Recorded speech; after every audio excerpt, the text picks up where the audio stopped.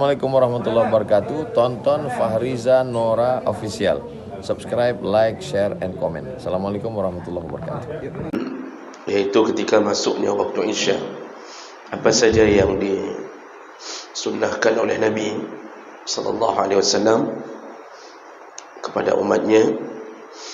Yang pertama, yakrahul hadis wal mujalasah ba'daha. Setelah salat Isya, makruh hukumnya untuk berbincang-bincang atau melakukan perkara-perkara yang sia-sia dalam majlis, artinya duduk-duduk yang sia-sia. Dan ini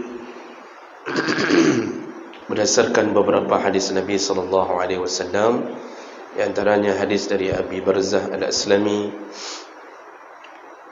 Rasulullah sallallahu alaihi wasallam kana yakrahu an-nawma qablaha wal haditha ba'daha.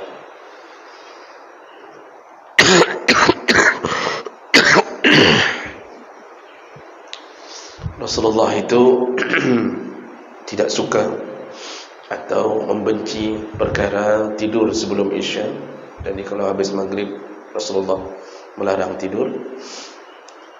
Wal haditha ba'daha, dan melarang berbicara setelah Isya.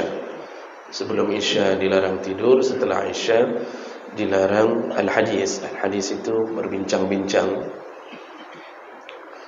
atau dalam istilah kita sehari ini sampai begadang, duduk tidak bermanfaat.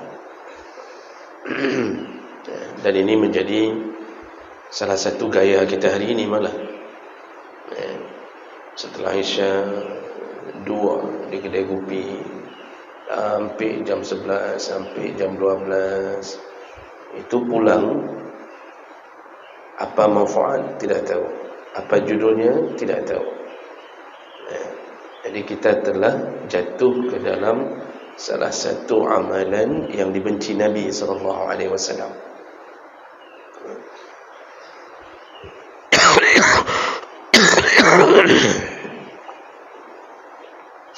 Nah, kebiasaan itu malah membuat kadang-kadang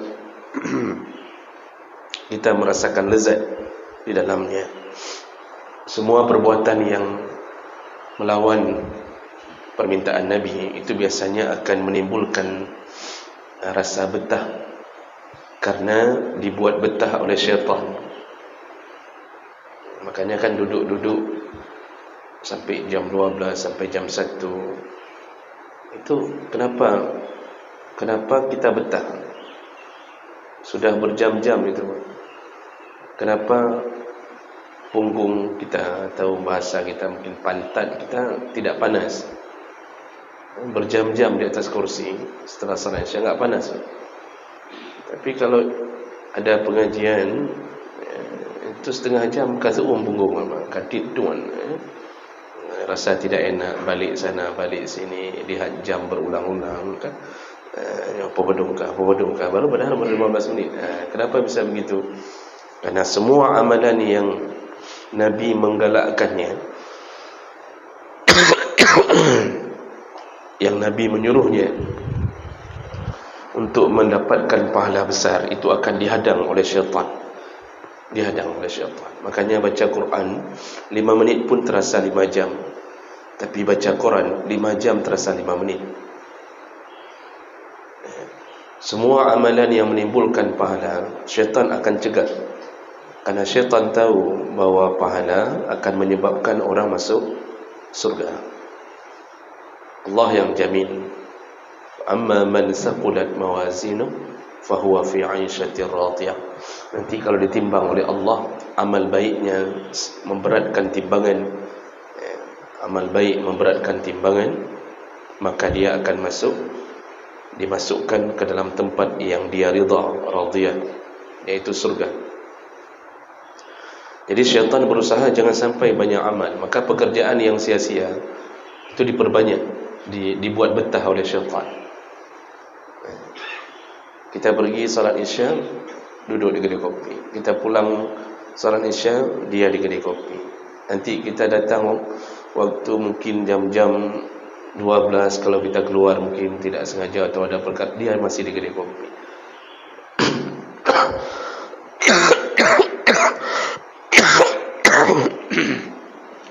Bahkan ada yang kebiasaan duduk sampai subuh. Itu sampai subuh. Ini apalagi kalau sudah tidak solat, betul-betul sudah dijatuhkan oleh syaitan. Begitu pedenya orang-orang yang duduk tidak solat maghrib, tidak solat isya.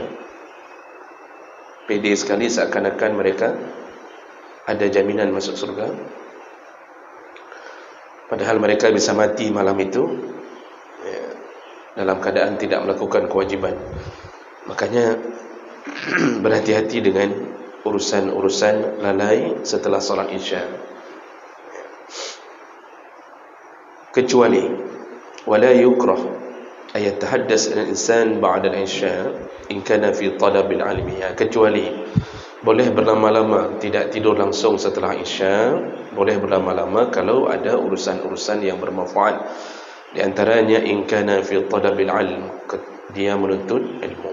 Makanya buat pengajian setelah solat isya sampai jam 12. Itu baik. Cuma biasanya yang hadir 5 orang, 6 orang. Kalau ada pun malam-malam tertentu 6,5. Cuma tambah setengah. Itu yang hadir. Sedangkan yang di kedai kopi, Masya Allah, 600 tumpuk di kedai kopi. Itu kopi pancung setengah. Itu 4 jam tidak habis-habis. Yang di masjid cuma berapa orang yang sanggup mendengar, merasa lezat, dan mereka orang-orang yang telah ditenangkan hatinya oleh Allah SWT. Makanya kalau kita lihat realitanya, penghuni neraka lebih banyak daripada penghuni surga. Kalau kita lihat keadaan, banyak orang suka dunia, benci akhirat. Makanya kalau untuk tuntut ilmu itu dibenarkan.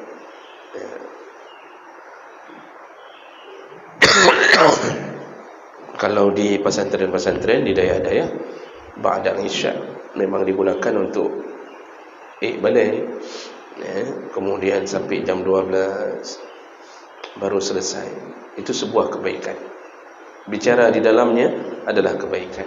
Berdebat, diskusi, kebaikan. Membicarakan masalah agama.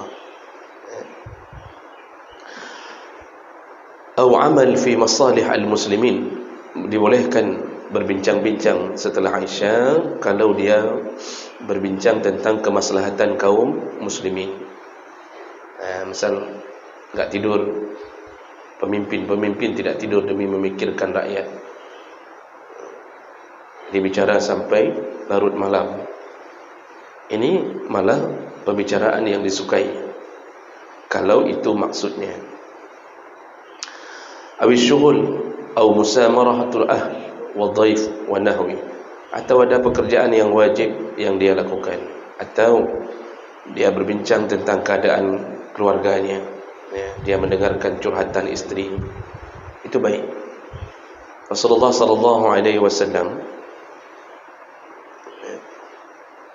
itu pulang, kadang-kadang istrinya semua mau cerita tentang keadaan ini.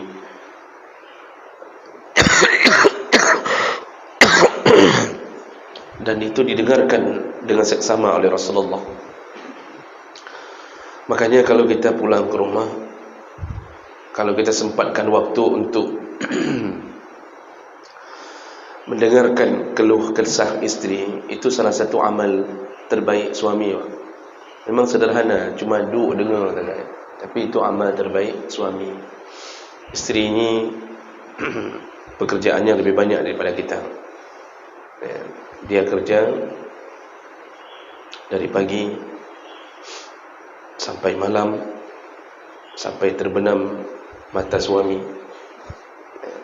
Kalau kita akan kerja cuma sampai terbenam matahari, istri ini kerja sampai terbenam mata suami. Sebelum terbenam mata suami, hanya piu-piu pegak kupi, pegaknya ka urut lung, kanyo kaji ka kunci pintu likut dia. Pergi kunci pintu belakang dulu sebentar.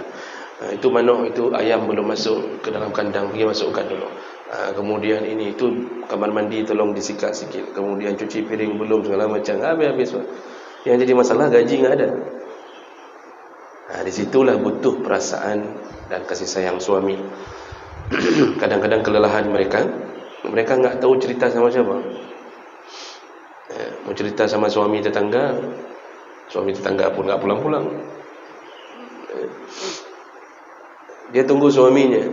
Begitu pulang suami, dia mau cerita anaknya begini, tadi anaknya jatuh dari tangga, lalu kemudian dia terpleset di kamar mandi, kemudian dia begini capeknya minta ampun, enggak sanggup mikir lagi, anak udah 7 orang, bed dah mahdi ke 8 room, macam-macam dia akan cerita.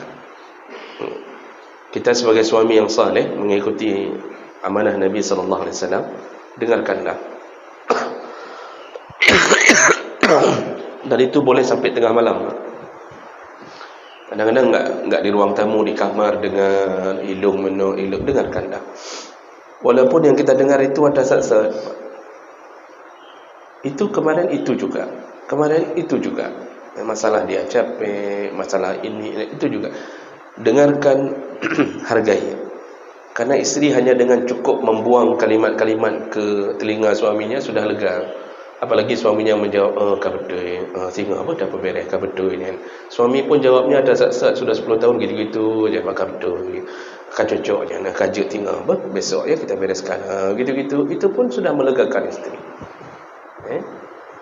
Jadi ini salah satu amal saleh suami. Jangan sampai waktu kita pulang kita merasa capek, pulang solat Isya, lalu kita ketika isteri mau mengatakan, bang, nah yang lu nak cerita, ada yang mau saya cerita sikit.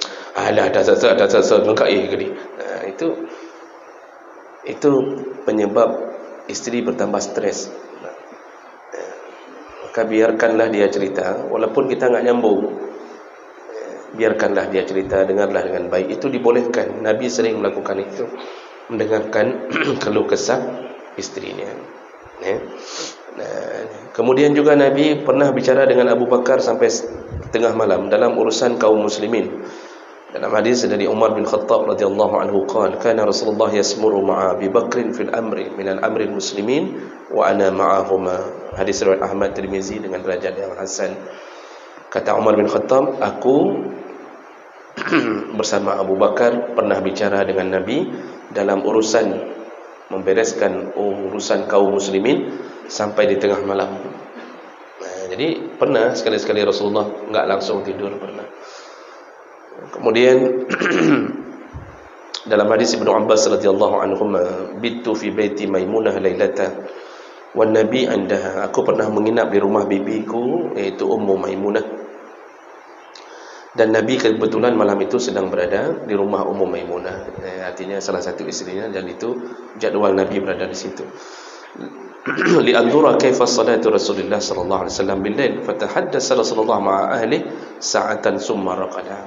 Malam itu aku datang, aku ingin melihat salatnya Rasulullah di tengah malam itu bagaimana, kata Ibnu Abbas. Dan ku dapatkan ternyata Rasulullah berbicara dengan istrinya, itu setelah salat Isya. Beliau berbicara panjang dengan istrinya, kemudian raqada, barulah beliau tidur. Jadi ini kalau ada maksud maka tidak mengapa. Kalau ada urusan pegat rapat langgampung setelah Isya sampai jam 11, itu tidak mengapa. Tapi yang dilarang itu adalah duduk tidak bermanfaat setelah Isya. Tidak ada manfaatnya. Jadi pukul cakra, cuma memukul cakra, tidak ada manfaatnya. Itu yang tidak boleh. Kenapa begitu? Karena Nabi SAW itu kebiasaannya sengaja tidur setelah salat Isya agar bisa melakukan ibadah di tengah malam. Orang yang langsung tidur setelah salat Isya itu sanggup melakukan tahajud, sanggup bermunajat bersama Allah di tengah malam. Kuncinya tidur cepat. Kalau kita tidur terlambat, otomatis kita sengaja melalaikan kesempatan untuk bersama Allah di tengah malam. Jadi kita tak mikir pun.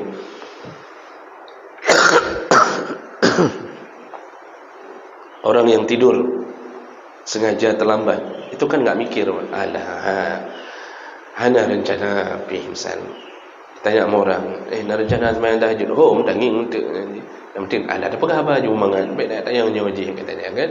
Pasal tanya apa-apa dulu. Penting lanjut aja dulu bicara.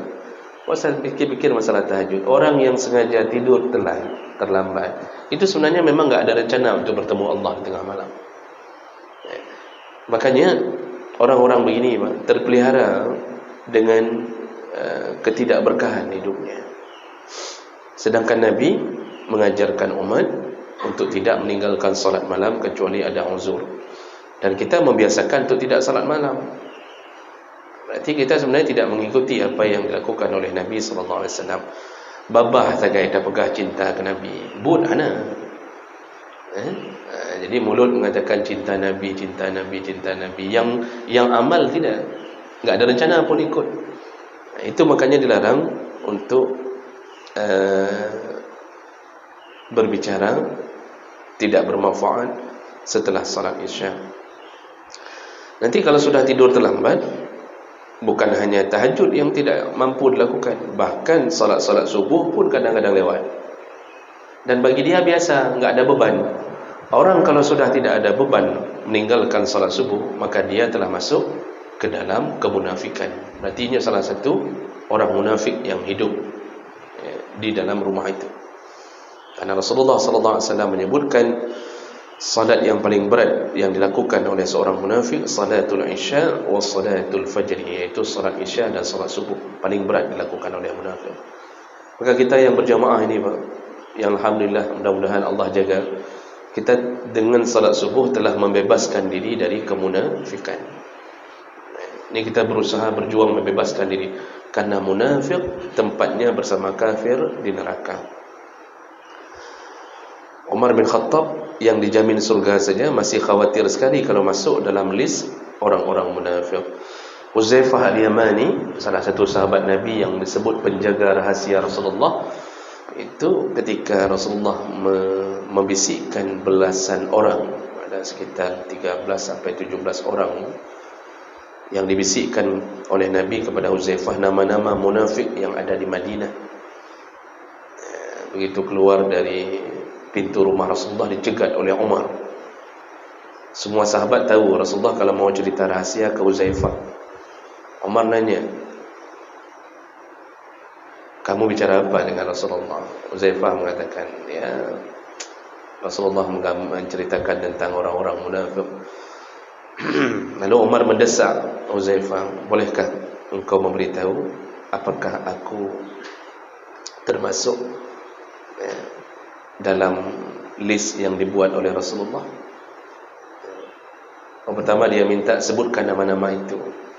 Huzaifah enggak mau sebutkan, ini rahasia. Didesak-desak enggak mau. Huzaifah tidak mau cerita rahasia. Lalu kemudian Umar mengatakan, kalau begitu sebutkan saja, aku masuk enggak ke dalam bilangan munafik itu. Di situ pertama ditolak juga oleh Abu Huzaifah. Tapi Umar mendesak, aku cuma meminta itu. Kata Huzaifah, tidak, namamu tidak termasuk. Langsung Umar sujud syukur, bergembira, tidak termasuk namanya dalam gol itu, padahal sudah dijamin masuk surga. Kita hari ini masuk dibilang orang munafik ke? Anak sembahyang subuh, anak sembahyang isya, biasa aja. Enggak takut pun, enggak ada rasa khawatir pun. Kenapa? Hati telah menghitam.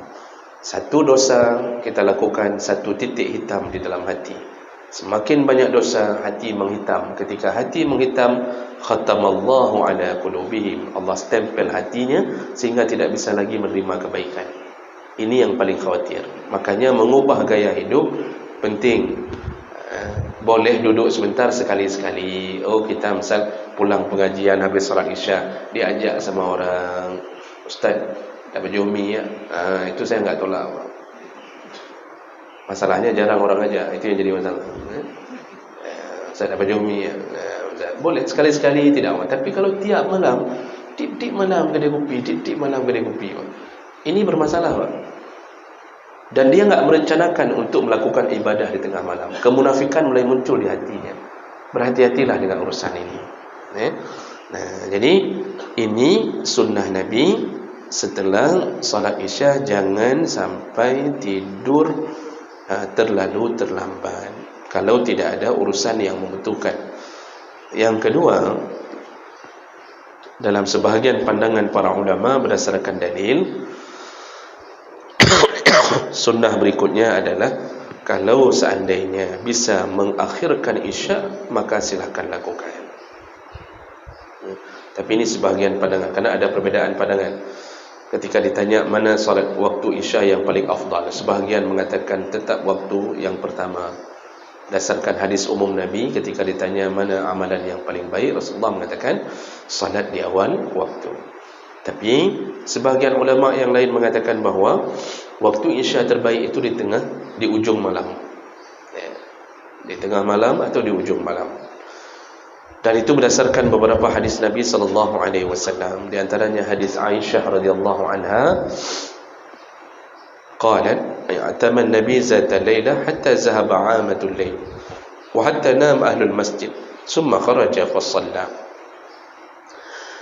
Pada suatu malam, iaitu waktu Isya, Nabi sallallahu alaihi wasallam itu tidak keluar, kata Aisyah.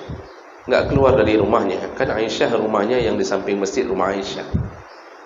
Itu yang di samping masjid, yang langsung dengan gorden berbatasan dengan mihrab Masjid Nabi, itu rumahnya Aisyah. Sedangkan di belakang rumah Aisyah itu ada 4 rumah. Ada 4 rumah.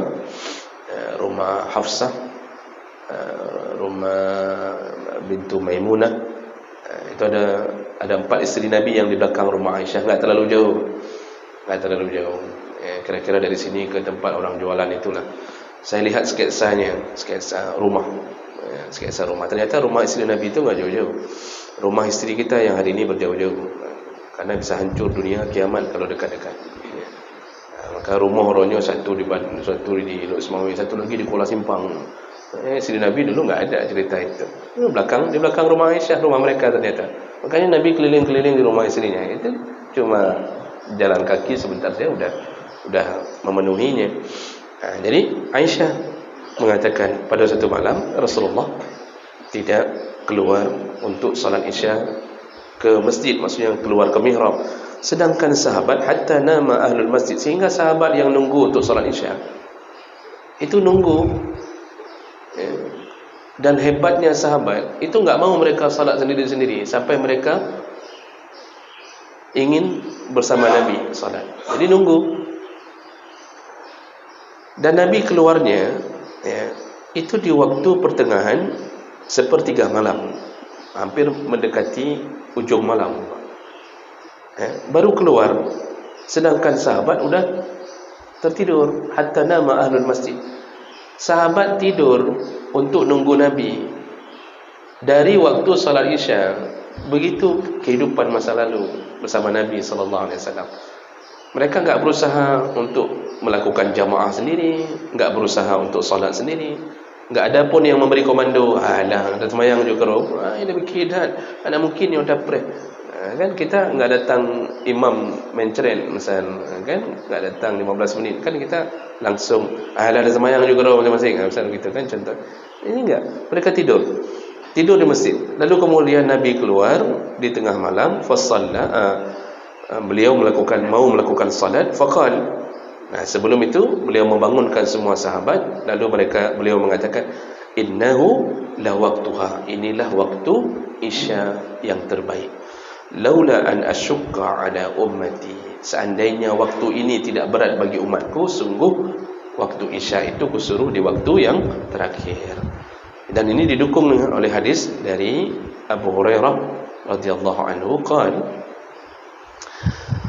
qala Nabi sallallahu alaihi wasallam, hadis riwayat Tirmizi, Ibnu Majah dengan derajat yang sahih, laula an asyqa ala ummati, seandainya tidak berat bagi umatku, kata Nabi, la amartuhum ayuakhiru al-isya ila sulusil lail aw nisbi. Seandainya tidak berat bagi umatku, sungguh aku akan menyuruh umatku untuk salat Isya di sepertiga malam atau di nisful lail, di pertengahan malam. Dalam hadis yang lain dari Jabir radhiyallahu anhu, kata Jabir, wal isya ahyanan yuakhiruha wa ahyanan yuajjal. Waktu isya itu kadang-kadang Nabi salat di awal malam, kadang-kadang Nabi mengakhirkannya sampai di tengah malam. Ya. Kalau Nabi melihat kana iza ra'ahum qad ijtama'u ajjala wa iza ra'ahum qad abta'u akhara. Kalau Nabi melihat sudah ramai orang yang nunggu di awal malam, artinya di waktu isya habis maghrib, beliau langsung lakukan. Tapi kalau beliau melihat bahawa sahabat-sahabat belum berdatangan, langsung beliau akhirkan ke waktu yang terakhir. Makanya waktu isya itu ada dua waktu. Boleh di awal waktu, boleh di akhir waktu. Namun hari ini kita dengan model hidup di zaman mau kiamat, bagusnya ambil di awal waktu. Karena kita tidak yakin model-model yang mau mendirikan di akhir waktu, takutnya isya besok baru sempat lakukan. Karena ini zaman fitnah, orang iman tidak sekuat iman-iman orang-orang yang dulu hidup di zaman Nabi, zaman sahabat, zaman tabi'in. Apalagi hari ini, kalau kita lakukan di akhir waktu, kita enggak lagi melakukannya dengan berjamaah. Dulu walaupun di akhir waktu, Nabi tetap berjamaah dengan sahabat. Iman sahabat menunggu Nabi berjamaah di akhir waktu. Sekarang kalau kita lakukan di akhir waktu, malah kita sendiri. Ini menunjukkan malah kita kekurangan. Sedangkan berjamaah lebih utama daripada salat sendiri 27 derajat, 27 kali lipat. Salat sendiri dapat 1 juta, salat berjamaah dapat 27 juta. Nah, jadi ini kalau memang bisa dilakukan, lakukan. Kalau tidak bisa, maka ambillah di awal waktu. Baik, ini dulu tentang amalan Nabi yang disunnahkan setelah waktu isya.